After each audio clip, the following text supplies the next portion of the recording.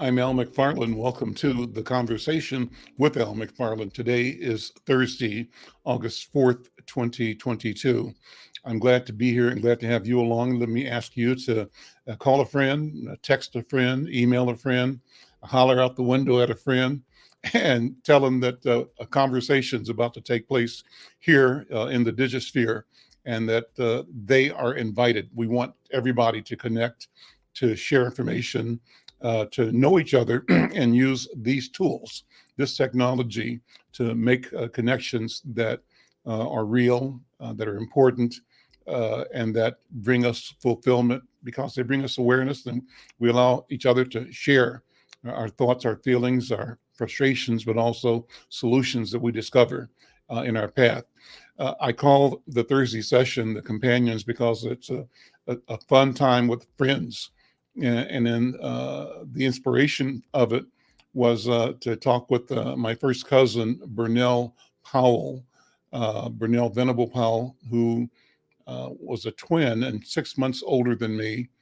Brunel and Bernard, the twins, and I were like triplets because wherever they went, I tagged along, and they kind of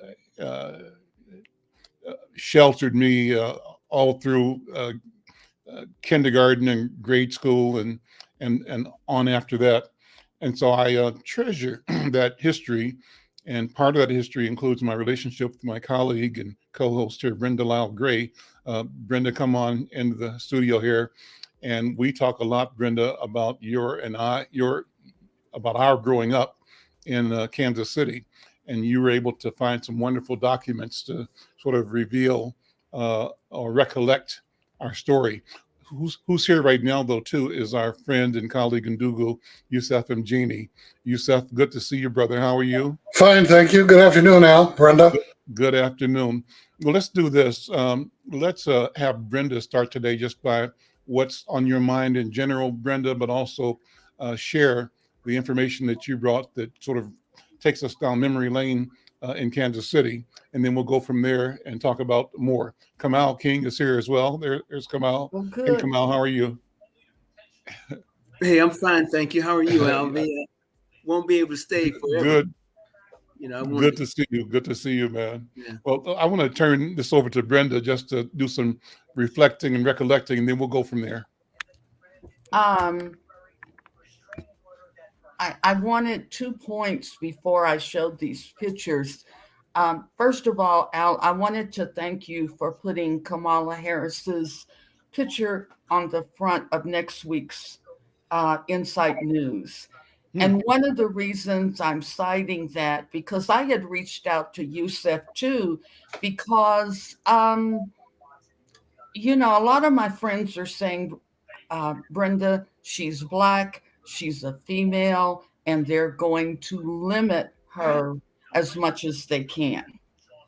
So I am concerned about her position coming up into what's going on with China, what's going on with the immigrants or whatever.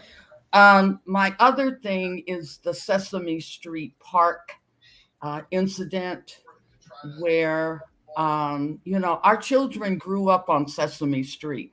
I don't know how many Big Bird house shoes I bought. And then I found my daughter in the barbecue pit out in the back trying to be Cookie Monster and getting inside of a container because Cookie Monster was there.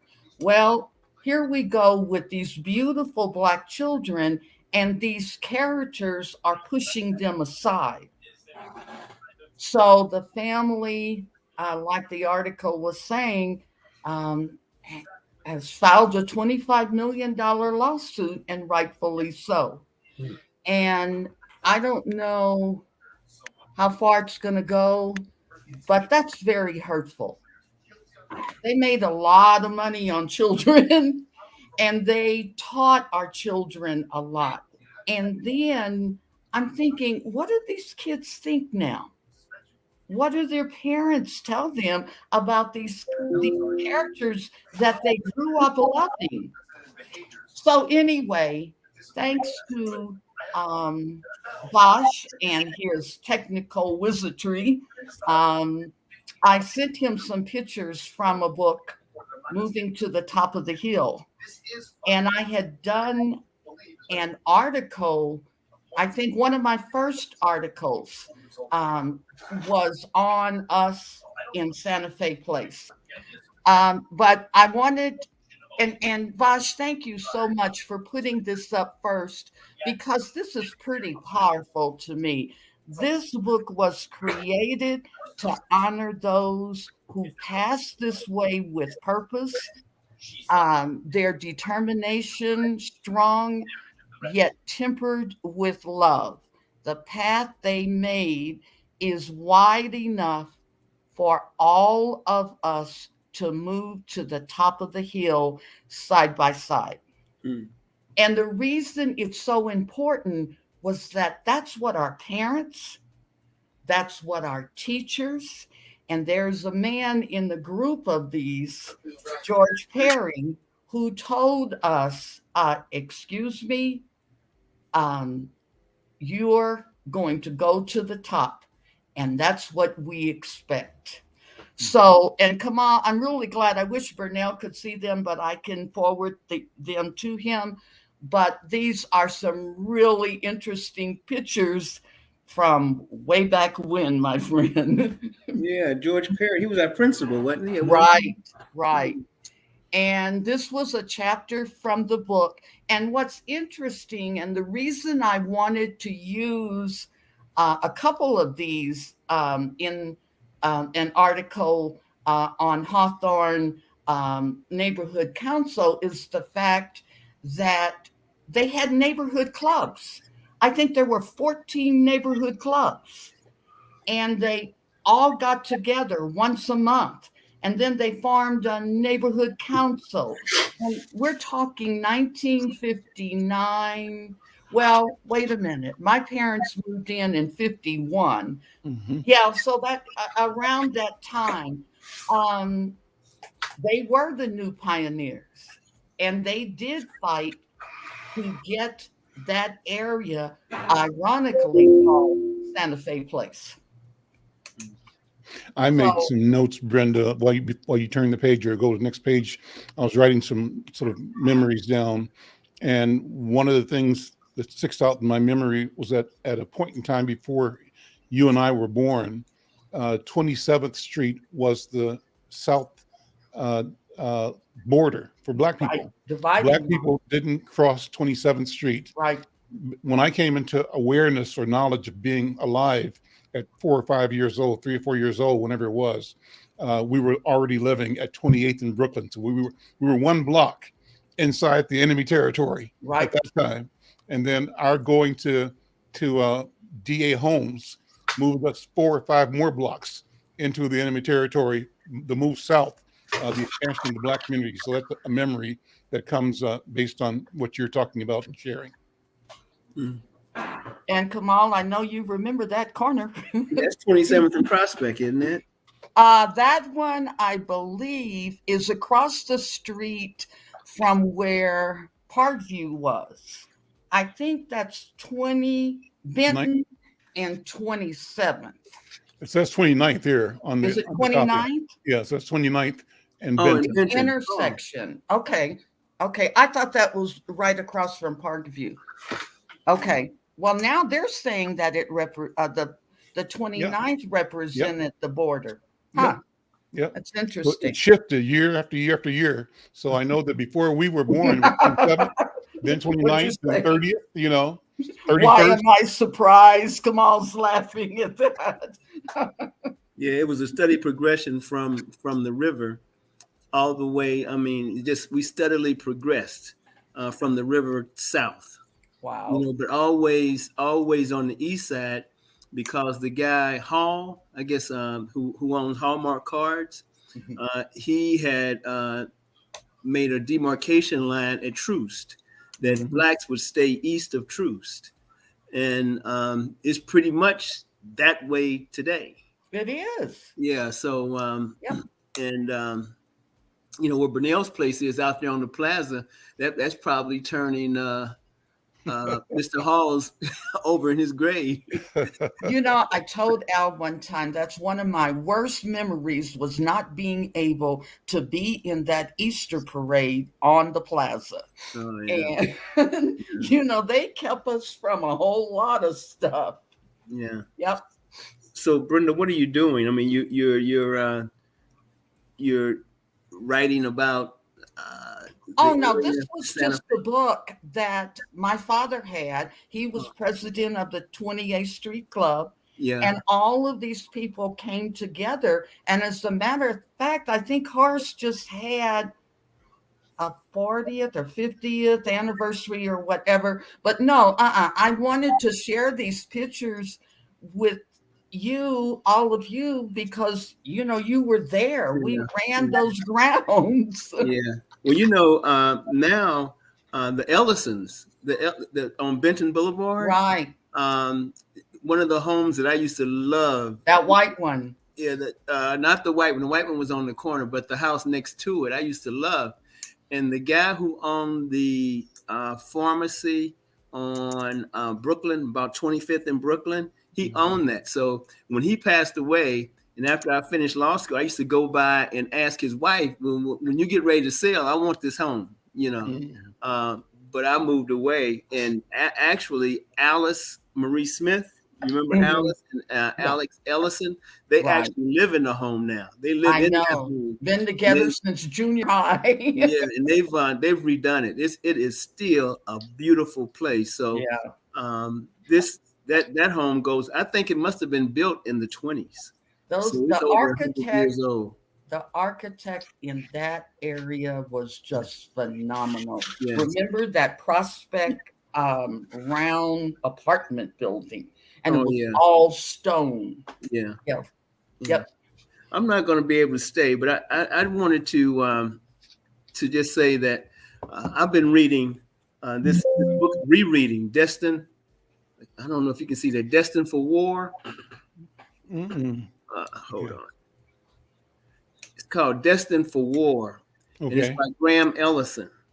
And it's a book about China's rise in the United States, how the United States is going to react to that. And one of the things that Ellison has pointed out, one of the trigger points was Taiwan. How whether or not how the United States would react if China wanted to reclaim Taiwan. And in reading this book, it said that if China acted like the United States did, and it went back to what Theodore Roosevelt took over Cuba. He, in this Monroe Doctrine, and anything that was close to the United States was the United States, and how he took over not only Cuba but Puerto Rico also. Anything he pushed the Spanish out, and he said if the Chinese act the way the United States did back in 1900 with regard to the territory surrounding them, then there could be a conflict. But this book, I highly recommend it, Destined for War by Graham Ellison. The other thing that it continues to bother me, and I was hoping that Brunelle would be on here, is the killings. Every day here in Atlanta, Black people are killing Black people. Young people are being killed, sometimes just by drive-by shootings, and they get to be 40 years old. And the last time I was on with Brunelle made the statement that, people kill people who they're around. But what I'm finding, and in the little research I'm doing, poor whites are not killing poor whites the way Blacks are killing Blacks at this time. The crime in Chicago, here in Atlanta, is Black on Black crime. And, I don't know what to do because, it's not like we're in control, but that's an issue that really needs to be addressed. It really needs to be addressed. And I believe that it's the lack of respect, self-hatred that we have for each other. I really believe that. I don't believe that Will Smith would have ever slapped a white comedian. But he felt comfortable enough to slap Chris Rock. And I think that that's just the point. A part of that. Our self-hatred, and I don't know how to address it. Maybe through our musicians, like what's his name, James Brown. I'm Black and I'm Proud. Help turn some of that around. But I think that that's something that we really, really need to address. And finally, Bill Russell.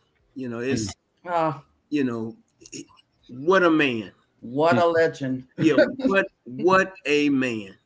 To play in Boston. He was the right man for the right time. Yep. But those are the things that were on my mind. Well, always wonderful to hear you and to hear you stretch out on stuff. KAMAU. Brenda, you want to respond first and then Yusef come in? I know that KAMAU has to leave, but I sent some friends video that was sent to me over Facebook, and I'm normally not on Facebook, but I want to tell y'all I have never seen anything like it. Yusef, I don't know if you got a chance to look at it, but not yet, Brenda. It was the most dangerous school in the country, and you have never seen anything so awful. I just couldn't go all the way through it. It was just it was horrendous. I mean, you're talking about violence against each other. I wish you would have seen the kids. So toward the middle of the video, the principal just stopped. She just started crying. And she was a volunteer principal. And I'm telling you, it was chaotic. And, Kamal is right. Even here in New Mexico, where there's only 3% Black in the entire state, they're killing 2 and 3 teens a day. 17 years old yesterday. And most of them are private parties. And they're Hispanic, and whatever few Blacks are at Highland High School.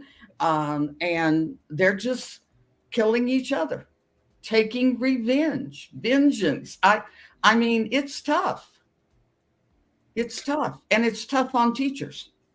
Brenda, we pointed out several weeks ago that more people died in Chicago over the 4th of July weekend than in the Highland Park shooting 14 miles north of the Loop, which was in the media for a week.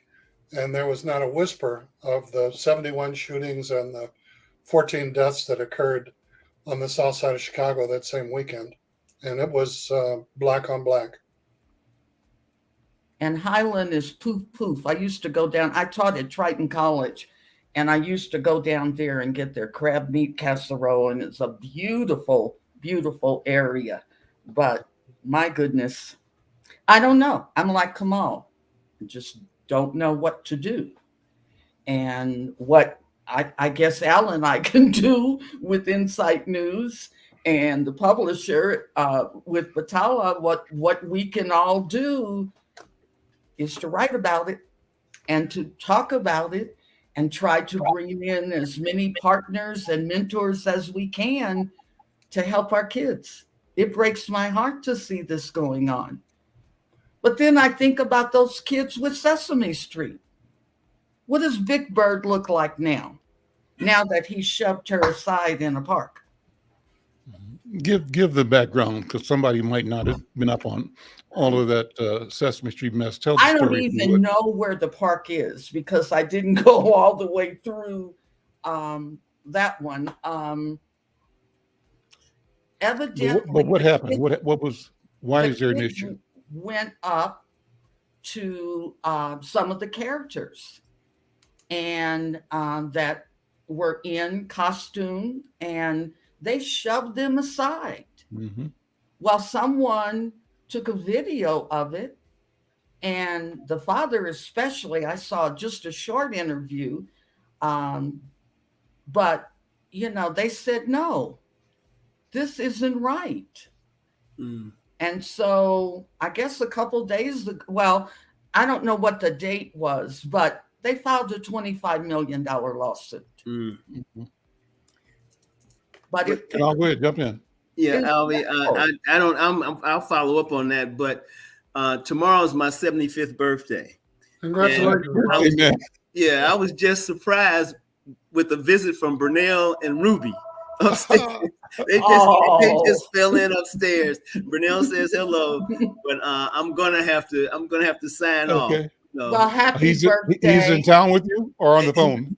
No, he's in my den. Oh, tell Brunelle hello. Yeah, and happy birthday, man. I will. Right. See, I'm the oldest. Or drag him down to the camera.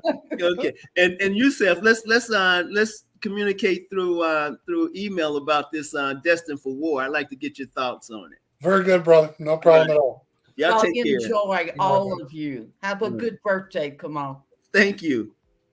Happy birthday, brother. Take care. Isn't that cool? That's long nice. Way back. We used to have some interesting birthday parties. So Yusef, we'll jump in, man, on the issues of both the violence in general, youth violence in particular. What do we do about it? And as you mentioned, we're kind of anesthetized. The nation has chosen not to pay attention to the ongoing loss of Black life, but be fascinated when something happens to a white community. And so how should we and how do we as a community shift the narrative, tell the story, change the behavior, protect ourselves, and grow our communities into places that are livable and health-oriented and successful and viable? What do you think?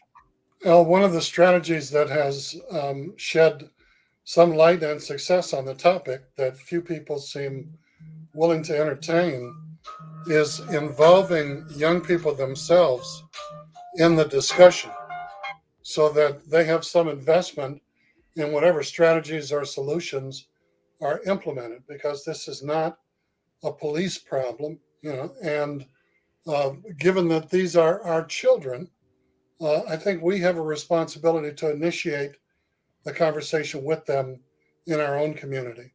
And then at their suggestion, broaden it to others who they feel comfortable having to participate in the conversation. Because if they don't have some investment or ownership in the solution, they're not going to buy it. And we're going to continue to see reckless and wanton, genocide, self-destruction within the community of Black young people. And these are 18 to 25-year-olds who feel they have nothing to lose. They're jobless, they're homeless, they're hopeless, and they see a gun as the solution to even the most minute disagreements on Facebook or disrespectful comments. And that's the tragedy, because they've got all these semi-automatic weapons that have been converted to automatic, and they're driving through our community with the windows down, opening up fire randomly. And, woe be for anybody who happens to be in the vicinity, whether it's a 9-year-old child doing homework in the dining room or a 10-year-old girl playing hopscotch on the sidewalk in front of the house. There are a lot of innocent victims to these crimes, not just the young people themselves, but their families and everybody who they and their families interact with. So, Spike Moss, Mackay, with the True Center over here in St. Paul, the God Squad, Save Our Sons. There have been a number of community-based initiatives. There's one in your community over north. Is it called 21 Days of Peace? Right, 21 Days of Peace. Jerry 21 Days of Peace. And I think that those initiatives that involve people within the community who have some stake in the outcome are very important, because people do respect them. I used to teach in the prisons, and every time, far and few between, that I go into one of the nightclubs or restaurants that serve alcohol, somebody is sending a beer over to my table. And it's one of the students that I had at Stillwater, at Sandstone, at the women's prison in Shakopee, at the State Reformatory in St. Cloud, saying, hey, I appreciate what you and Cambone and Vusi and Mahmoud and all those brothers and sisters did to try and help turn us around while we were in the institution, because these young people are not going to Orono and Christmas Lake and Beverly Hills when they get out. They're coming right back to our communities. And if we don't give a damn about them while they're incarcerated, they're basically getting a free PhD in criminal behavior and how to avoid and capture and shooting and killing your opponents and everything else while they're in there. The University of the Streets is in those correctional facilities. And those young people come out a lot worse than when they went in because of their treatment, because of the environment, because of, who influenced them, and because they want, but they can't get an apartment, they can't get a job, they can't get a break, and they don't give a damn because nobody gave a damn about them. So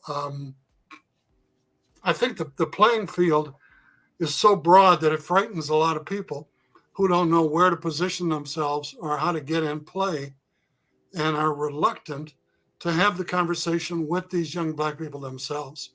And they know that they're targeted by law enforcement. Law enforcement would like to say that they target behavior and they target people engaged in illegal or criminal activities.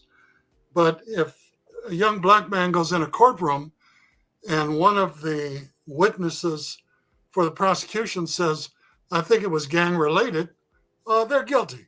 Okay. And they know it. And everybody else knows it. And gang related can mean that you said hello to somebody who you were in the third grade with, who you saw outside a nightclub or a Walmart or Cub Foods, and were just kicking it with for 2 minutes. And now you're in a gang database, and your sentence is not in the middle. It's on the upward end because they suspect that all you're going to do is participate in criminal activity when you get back out on the streets. So we have to work with law enforcement rather than for them in terms of communication, so that they're aware of what we're doing, and we need to make sure that they're not barriers to the kinds of conversations and outcomes that we seek. But kudos. I mean, how many years has Spike been out there? Spike Moss, Harry Spike Moss. Yep, years. Harry, Spike and I and Emma Till have the same birthday. So I had to call him up and wish him happy birthday a couple of weeks ago when I turned 74. I think it might have been birthday to you. last week. Yeah. When was your birthday? The 26th of July. I actually have 3 of them because the hospital records, the birth certificates, and the baptismal certificate each says either the 24th, 25th, or 26th. Oh, wow. So I was in Los Angeles and I had a golden birthday 3 years in a row that I'm still recovering from. But, my driver's license says the 26th, which is Emmett and also Spike's birthday. But Yusef, I think the problem are resources. There's money out there. There was, and I'm just not talking about Minneapolis, but there was the group that I have written quite a bit about was the Young People's Task Force. And those young people went to the police, they sat at the table, they went over to the Capitol, they campaigned for a youth center, and they kept asking them, where's the surplus? Why is it that you cannot direct it to programming that used to be in the Boys and Girls Clubs and the Y? It's many of those have been defunded. Yeah, it's like Jacob Fry was elected, almost going a year. We haven't heard high nor hair about the surplus, about the kids sitting down and talking to him. And one of them, I think it was Miles, I can't think of Miles's last name. He said, it was like we weren't even talking. It was like we weren't even in the room. He said, oh yeah, So you Let's want bring to in know Dr. why they're Irma. running. Dr. Irma McClaurin is here. Dr. Irma, how you doing? We're talking generally about the question of youth crime, but as you know, the field is open and you can move the conversation to whatever is on your mind. But that was what we were talking about is what are we going to do? I think KAMAU was on and he expressed his concern that in city after city, Black children are killing Black children, Black people killing Black people, and where will the solutions to that come from? So Yusef and Brenda and I were kind of kicking that around. Good to see you, Dr. Irma. How are you? I am doing well. And it seems like, I mean, I just sent you a note saying that I've written a small piece on Brittany Grenier and her and the 9.5 years that she 9.5 received years. for carrying such a small amount. This whole idea that she had the intent to sell is just ludicrous. A prescription. For prescription, yes. Cannabis oil. But to speak to your point, I think one of the challenges is that internalized racism takes many forms, internalized oppression. You know, we've talked about generational trauma, and one of it has been, you know, us turning on ourselves instead of taking that anger and turning it on really the conditions and the people who created those conditions. And instead we turn it inward. And I mean, when we think about sort of maladaptive behavior, when we think about, you know, the kinds of things that create oppression, we have to see the kind of internal violence as a result of that. You know, it is not accidental. We're not genetically predisposed to more violence against each other, but the way in which our communities are concentrated, the way in which our bodies are policed and our communities are policed, that the expression of anything, the anger has no place to go. They've made schools into basically a precursor to the prison pipeline. We no longer have activities for kids. Community centers are closed down. And when you think about even gang activity, there's anthropologists who looked at gang activity. And a lot of it was kids getting involved in what we could call the informal economy, because the American formal economy has no place for them. They can't get jobs. You know, they're coming out with low literacy rates because schools don't really teach them reading, writing, and arithmetic. It's just managing their bodies and creating criminal records for them, even in preschool and kindergarten. I think I was reading somewhere where someone actually sent a preschool child for what is basically appropriate behavior, you know, temper tantrums and whatever, and called security on them. You know, so we have 5-year-olds who are being handcuffed and who now have a criminal record for what is basically developmental behavior that is appropriate to their age. And which obviously the teachers don't either know how to deal with, don't want to deal with. It's not their children. And I go back to the Uvalde massacre. Yeah. Sure. And I wonder if the reason those policemen who were there for an hour before they intervened didn't do anything was because it wasn't their children.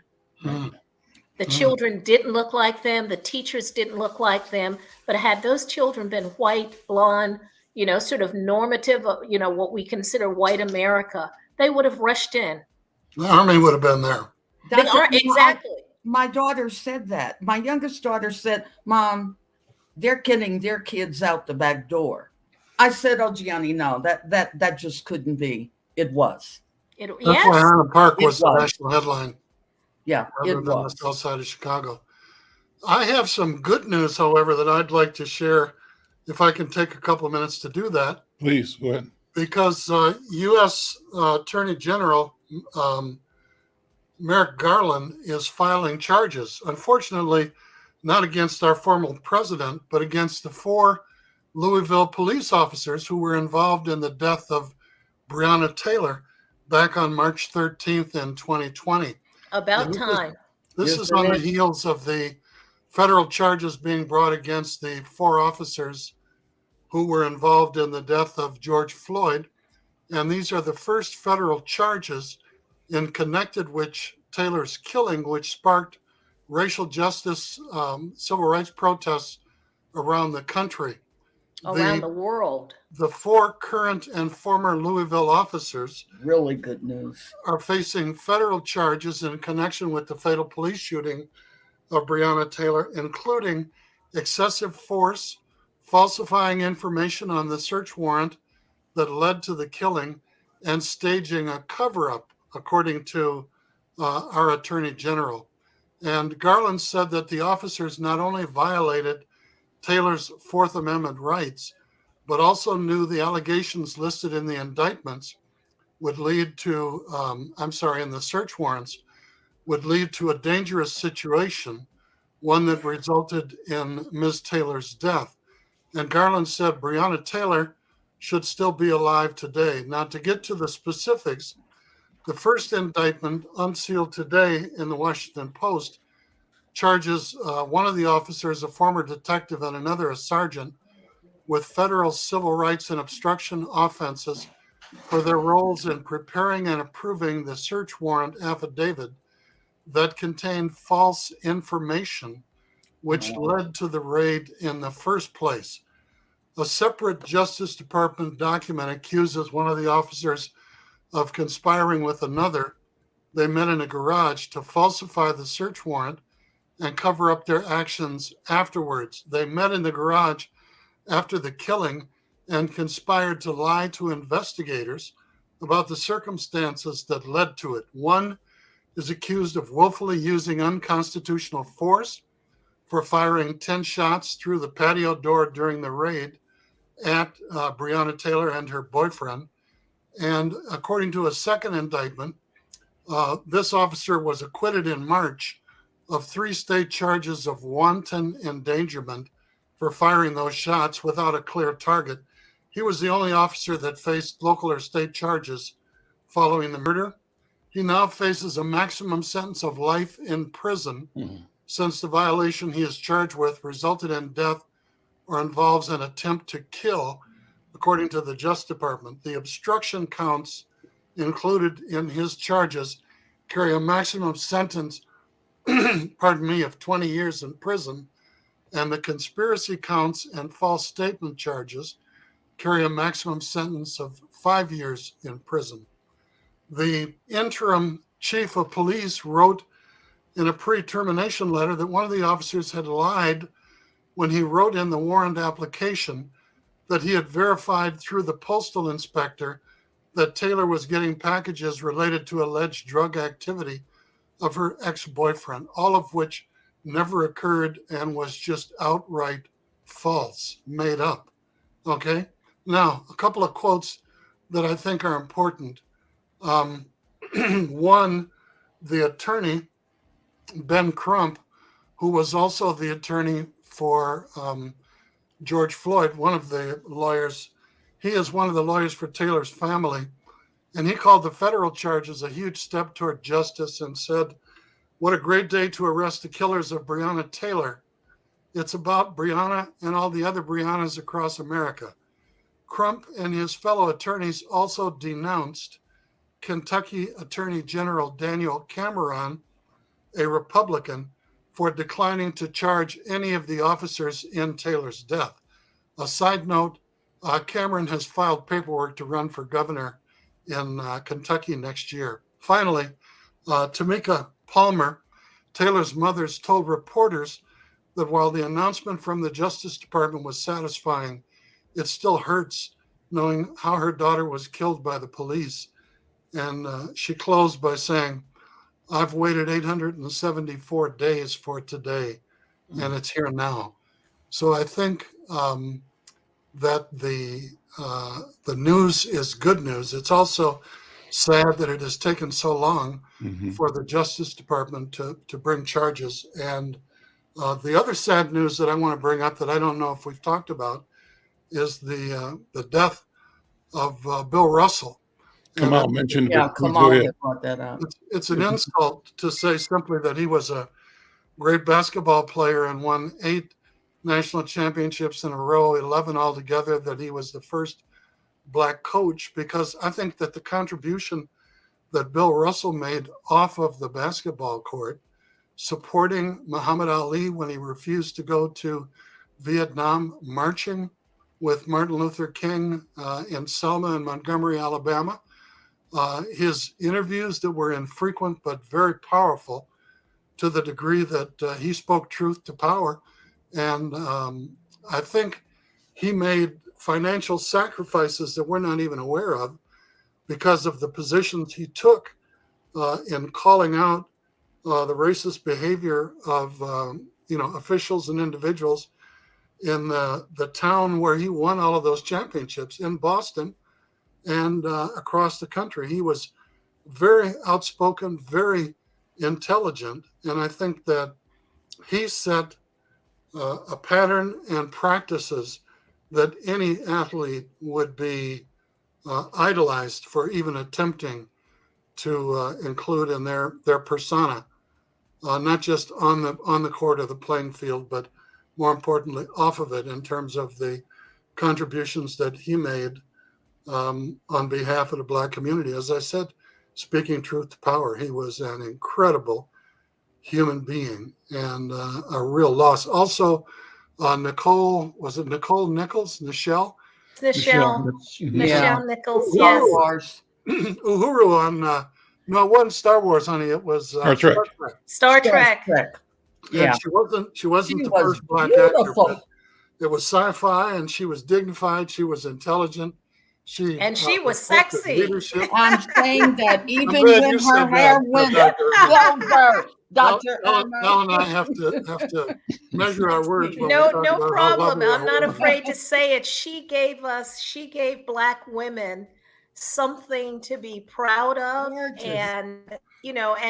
And she carried it with grace and dignity all through. I mean, she had the most beautiful gray hair that I've seen, and I wanted mine to be like that. Yes. But it was also what I didn't realize is that she had the first interracial kiss with, then Captain Kirk, on camera. But also what I didn't know is that Lucille Ball bankrolled Star Trek because nobody else would.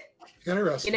So we have this one, if you begin to look at it, you saw women in different roles as chief medical officer, as heads of teams going out. You also had probably one of the most ethnically and culturally diverse casts. I have to say that Chekhov, the person who played Chekhov, is a Grinnell alum who went to my alma mater, along with Herbie Hancock.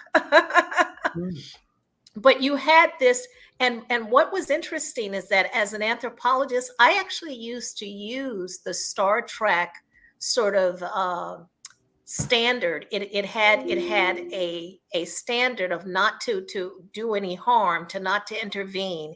And I used to talk to my students in cultural anthropology about that being the parallel to the statement of ethics that anthropologists adhere to, which is that when you're doing this research, we have an obligation to do no harm.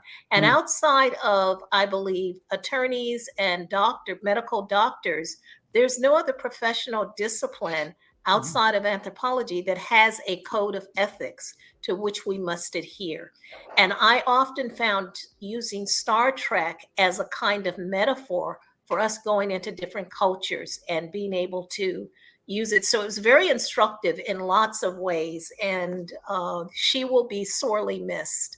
Yeah, absolutely. I just wanted to say that the GOP have a thing about going to the garage, to have their meetings, so here we have police in a garage deciding about what they were fabricating, lying, did it. Conspiring. And then we have the Proud Boys and the Oath Keepers in the garage. But Bill Russell really garnered my respect when he stood up for Colin Kaepernick. Yeah, Yeah, he took a lot of heat from that, but he didn't care. He said, this young man is setting a precedent and we're going to support him. So, And I think Kaepernick himself, the media, the traditional media likes to portray Black people as monodimensional. We're either this or we're that. We're either an athlete or we're this. And they don't understand. They don't understand that the totality of our life is multidimensional. You cannot escape those things because you're constantly confronting them. Even as you're breaking barriers, you're still encountering boundaries and spaces where people are trying to exclude you. I mean, I've gone as high as being a university president, and I still encounter that. I have people who have difficulty in addressing me as doctor. And so one of the things I do traditionally is I just always sign my emails, Dr. Irma, so that you don't get a choice. Because I actually had someone tell me that in one of the consultations I was doing, they actually had a pre-discussion. Again, I guess it would be a garage discussion equivalent. They had a pre-discussion about what they were going to call me. And if they addressed me as doctor, I would be above them. And I said, but I am a doctor. I've been a former university president. I am above them because they don't have the credentials. Dr. Irma, what did she say? I earned this. I earned this. And part of why I use it is that when I was at UROC, Makeda, who's now the executive director, I would say, oh, just call me. Or she says, no, our community needs to know that you've earned that. And you deserve to have us respect that. And so now I don't give people a choice. When I'm working on contracts, you address me as Dr. Irma, and I will decide if you get to address me more informally. But that's, we have to put those stakes in the ground. Demanding respect. Well, Makeda grew up under Notando and Vusmusi Zulu.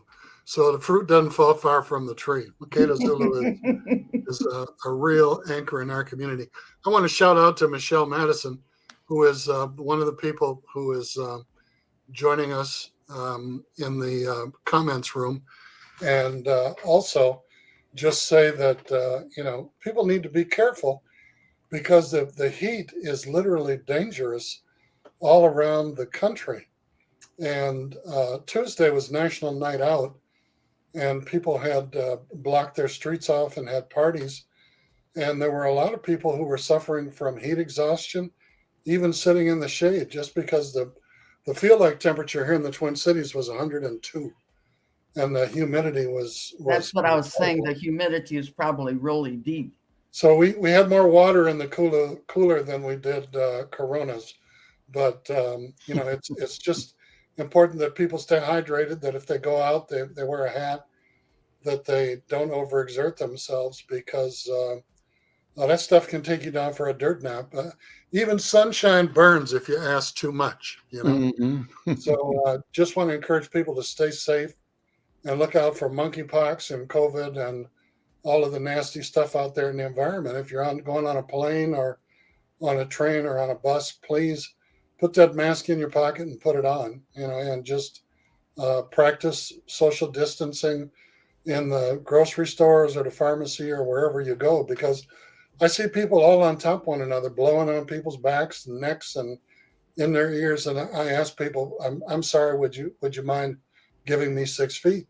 Because they come right up on you because you're giving the person in front of you 6 feet, and they want you to go up and crunch them.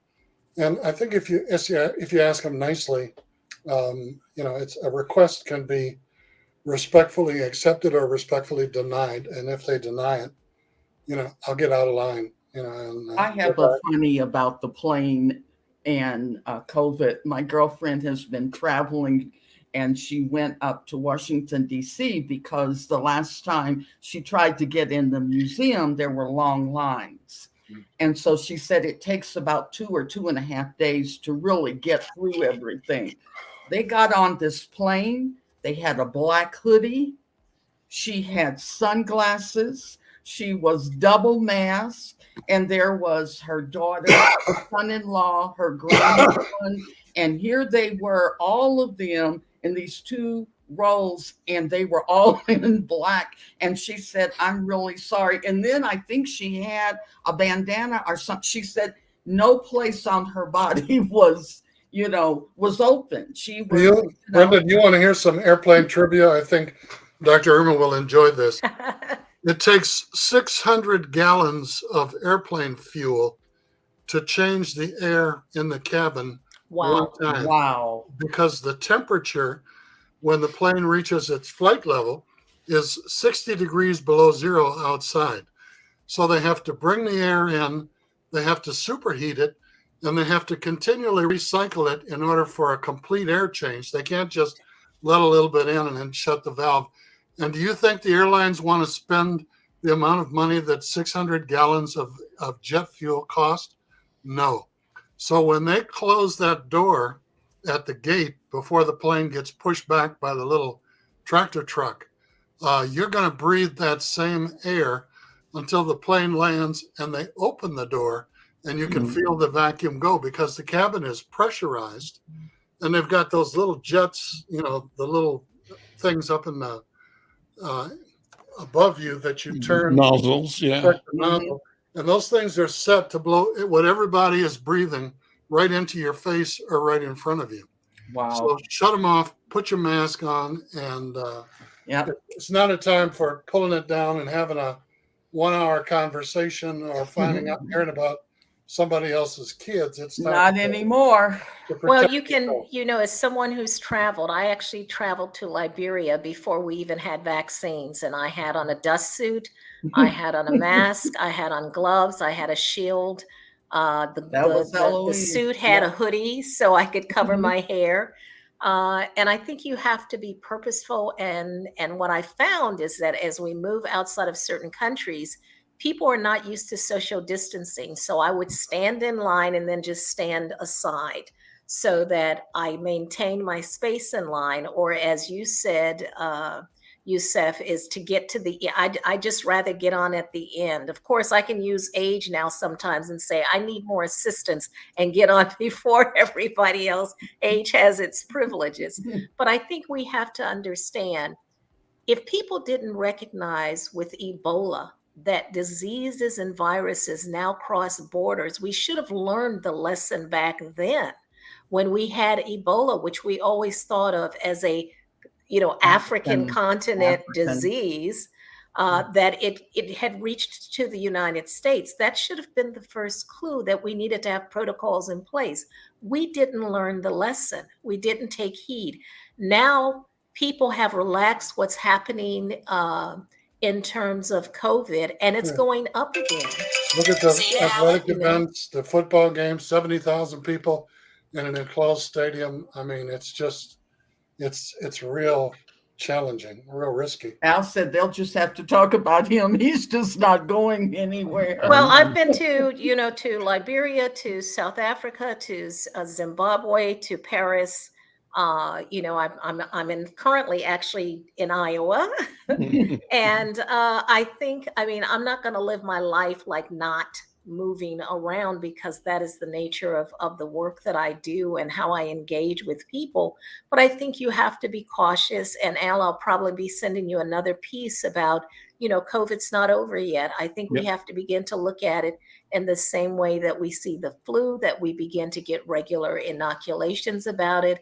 And monkeypox, I think it's really now up to us as either grandparents or grand aunts and uncles to say to the children who are now, is that you would not be here if we had not had you inoculated. Right. As someone who lived through the polio epidemic and who actually had a family, my brother who passed away had polio. And so I know what that's like to have someone who is disabled. And what we're seeing with COVID is that even if you're vaccinated, some people, depending on their immune system, can have a very adverse reaction to it. And so it's still no joke. And so I take masking very seriously because I'm engaged with people who are immune compromised. I want to respect them.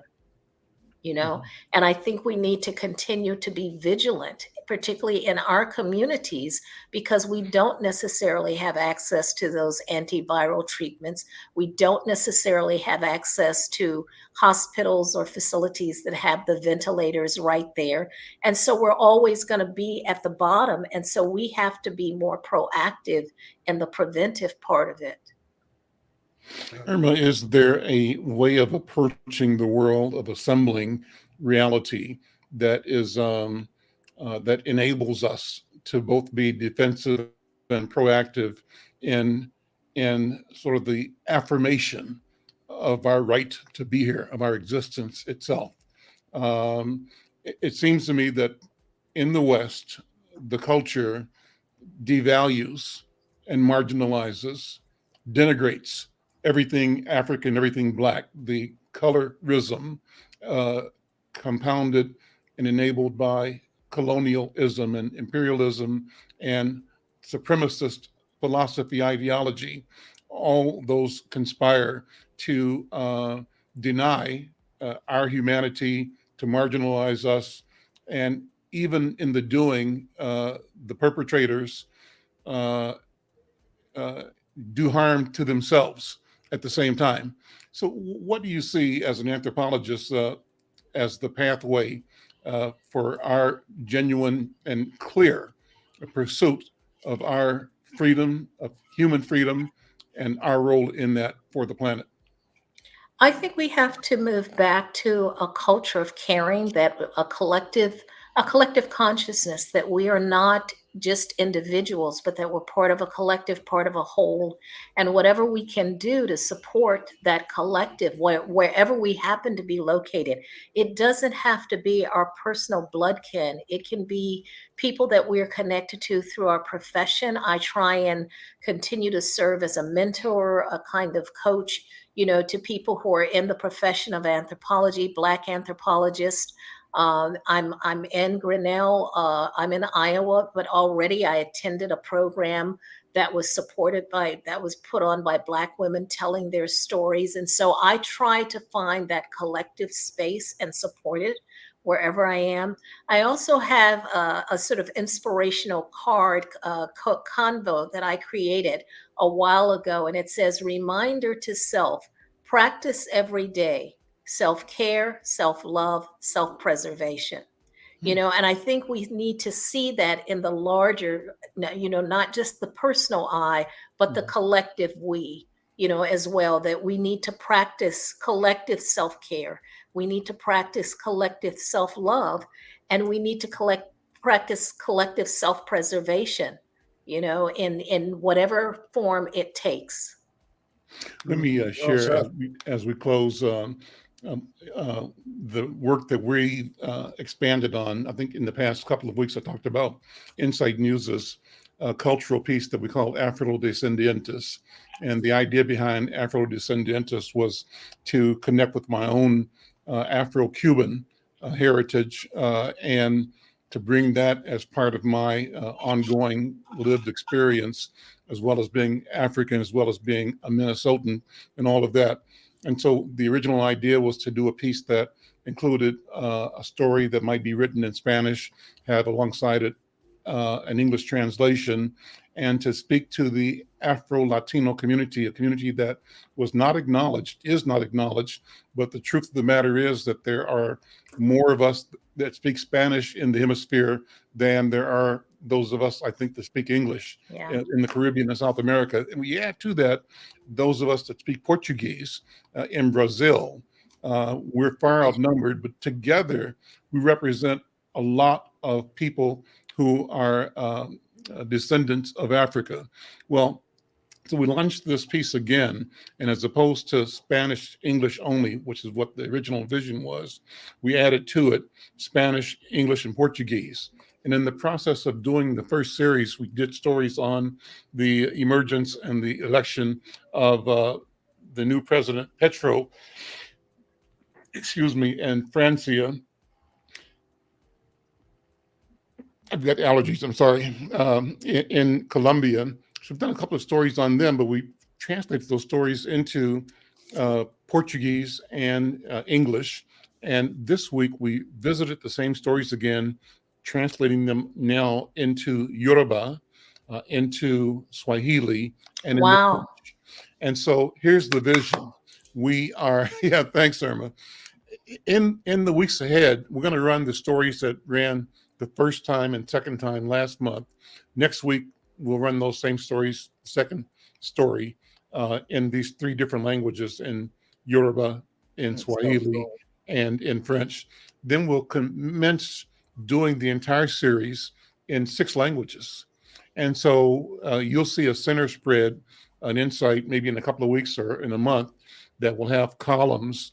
And each column will have English, Spanish, Portuguese, French, Yoruba, Swahili, and what's the other one? I left one out, but anyway, 6 different languages, including English. Fantastic. Why do that? Two reasons. One is that, yes, we are a local newspaper in Minnesota. 100,000 people see our paper every week. But the truth of the matter is that 100,000 population is diverse. And that diversity includes people that speak different languages from all around the world, and people who have different languages in their background, whether they know the languages presently or not.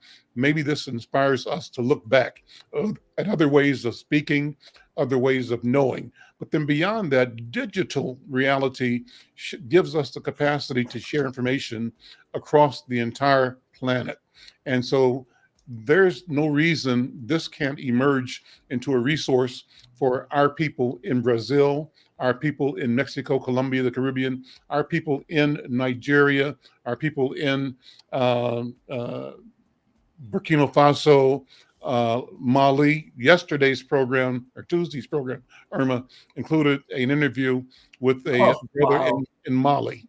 Excellent. Fantastic. Wonderful. And so we're doing this work. It's fun. And I want people to check it out. And if there are those who are listening, watching, whose languages we are introducing in tandem, we'd love to have you join the process of helping us guide conversations about us, for us, and to the world, and to ourselves in the world. Irma, what do you think? Well, I think this is a fantastic direction to go in. And I think it's something that dominant culture newspapers aren't doing. So it creates a special niche. I'd love to have you just send me a brief paragraph on what are the kinds of things you want people to write about. As you know, I think I sent you one of the first pieces for the Afrodescendentes.